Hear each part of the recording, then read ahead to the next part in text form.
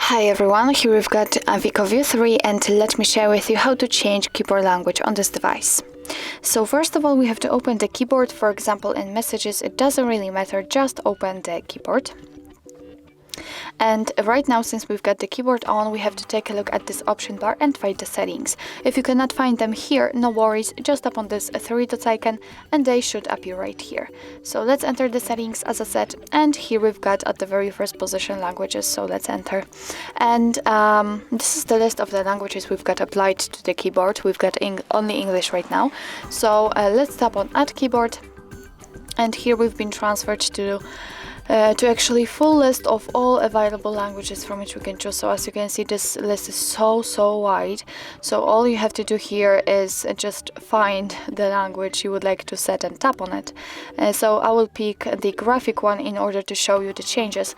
So let me pick Assyrian, let's tap on it. If you can choose the region, just do the same, just tap on the one you'd like to set and tap on Done right here. And as you can see, it has been immediately applied, so we can go back to the keyboard and check. And I'm not really sure if you've paid attention to the keyboard before, but let me show you the differences. And later on I will actually explain them to you. Here we've got the name of the language we are currently using. Of course, I've just turned it off. Okay, so on the spacebar we've got the name of the language we are currently using, and next to it we've got new icon because it wasn't available before. Here we've got the globe icon, which will allow us to switch the languages. So as you can see right now, I am typing, let's say, English, and after tapping on the globe icon I can easily switch to the Assyrian one. Let's tap on it again, and here we've got the English, and again the tap on it and Assyrian. So actually this is it. This is how to add new language to the keyboard. And let me show you how to remove the language, because you can change the language without the need to have two different ones.